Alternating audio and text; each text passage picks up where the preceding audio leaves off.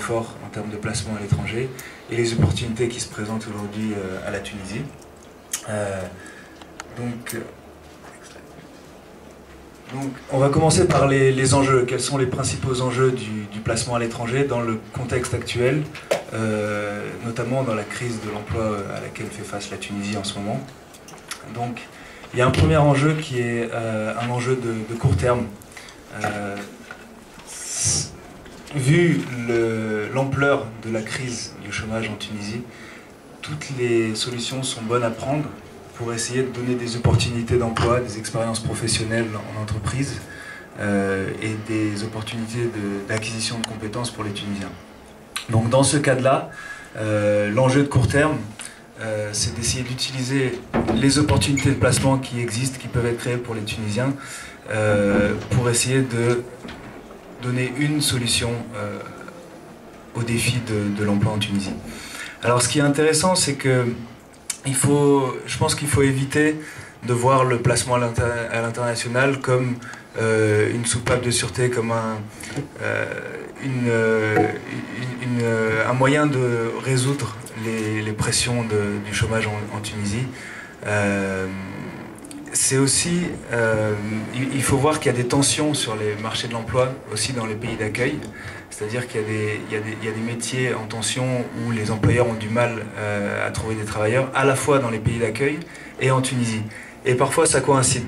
Il y a un exemple qui est flagrant, c'est celui du tourisme, où il y a des besoins des deux côtés.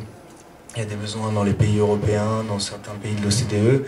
Les employeurs n'arrivent pas à trouver de travailleurs qualifiés à certains postes. Il y a des besoins aussi en Tunisie. Et il faut essayer de construire sur ces besoins conjoints des pays d'accueil et de la Tunisie pour explorer des possibilités de migration temporaire ou circulaire.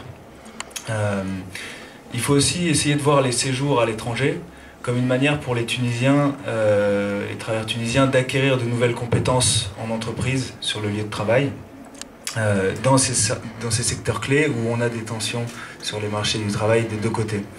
Donc là encore, l'agriculture, le tourisme, les secteurs de la santé, de l'aide à la personne. Les séjours dans les pays d'accueil, les séjours temporaires, peuvent permettre aussi aux Tunisiens de retour sur leur propre marché, d'améliorer leurs chances de trouver un emploi. Mais ce qu'il faut prendre en compte, c'est qu'il y a aussi une énorme crise de l'emploi dans beaucoup de pays d'accueil traditionnels des travailleurs tunisiens. Et il ne faut pas perdre de vue qu'il y a une compétition mondiale pour essayer d'accéder à ces marchés. Donc les Tunisiens sont sur un marché extrêmement compétitif. Il y a des travailleurs d'Europe du Sud en ce moment qui essayent d'aller travailler dans les pays d'Europe du Nord. Il y a les travailleurs d'Europe de l'Est, les travailleurs d'Asie du Sud, dans les pays du Golfe. Donc c'est un marché très compétitif. Oui.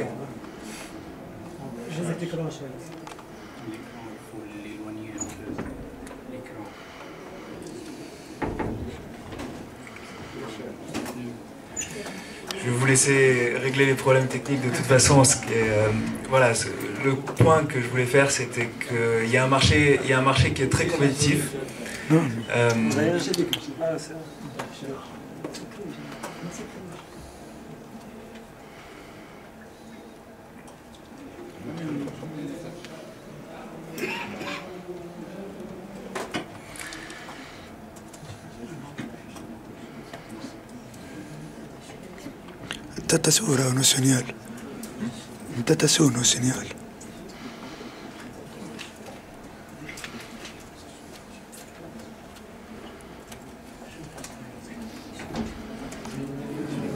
Je vais continuer, de toute façon c'est pas très grave.